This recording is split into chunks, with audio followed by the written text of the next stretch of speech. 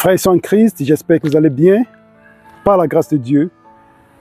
Le titre de notre méditation d'aujourd'hui est « La foi n'est pas un sentiment ».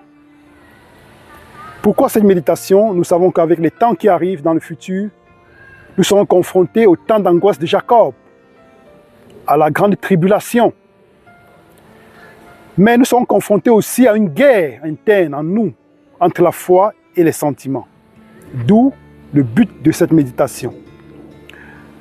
La foi n'est pas un sentiment. Dans Romains chapitre 5 au verset 1, il est écrit « Ayant été donc justifiés par la foi, nous avons la paix avec Dieu par Jésus-Christ. » Pourquoi cette paix? Parce que nous étions en guerre contre Dieu. Nous prenons le lire dans Colossiens chapitre 1, verset 20. Il a voulu par lui réconcilier tout avec lui-même, tant ce qui est sur la terre que ce qui est dans les cieux, en faisant la paix par lui, par le sang de sa croix. Donc par le sang de la croix de Christ, Dieu a fait la paix entre le ciel et la terre, entre la terre et lui-même. Mais notons bien une chose, comme nous avons dit, la foi n'est pas un sentiment. Nous avons l'exemple dans Genèse chapitre 22, l'exemple d'Abraham, à qui Dieu demande de pouvoir sacrifier son fils. Dans Genèse chapitre 22, verset 2, il est écrit, et Dieu dit, « Prends ton fils, ton unique, celui que tu aimes, Isaac, offre-le en holocauste sur l'une des montagnes que je te dirai. » Pourtant, dans Genèse chapitre 15, Genèse chapitre 12, la promesse avait été faite à Abraham d'avoir un fils. Donc Abraham, en allant faire le sacrifice, était confronté entre la foi et les sentiments. En lui, il y avait cette guerre.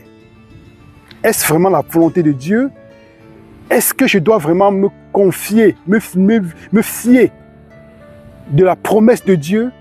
Abraham a passé le test, raison pour laquelle il est notre Père, le Père dans la foi. Parce que la foi et les sentiments ne sont pas la même chose.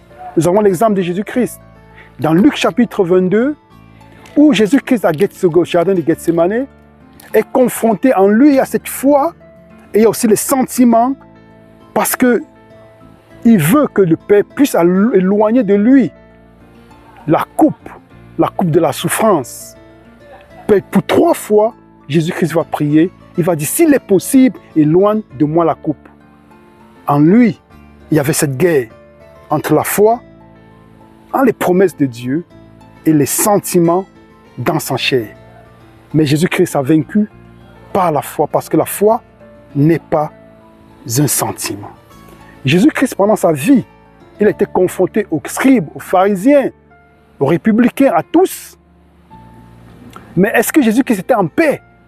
Jésus-Christ était en guerre, mais en réalité, il était en paix avec son Père parce qu'il marchait selon la volonté de son Père. Et Jésus-Christ va nous faire une promesse dans Jean chapitre 16, verset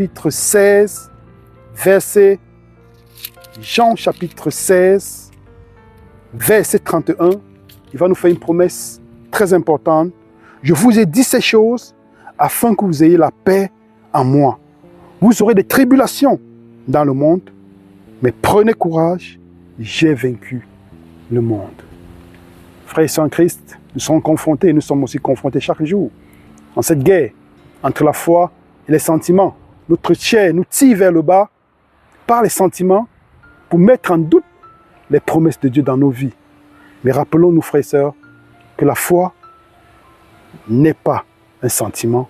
La foi et les sentiments ne sont pas la même chose. La foi, c'est de pouvoir croire en les promesses et avoir confiance en les promesses de Dieu, comme il nous l'a dit dans la parole. Prenez courage, j'ai vaincu le monde. Dans nos luttes quotidiennes, dans nos luttes, dans nos lieux de travail, dans nos luttes, partout où nous allons, rappelons-nous de ceci, la foi n'est pas un sentiment. Que l'Éternel vous bénisse et vous comble de ses grâces. En Jésus-Christ, notre Seigneur et Sauveur. Amen.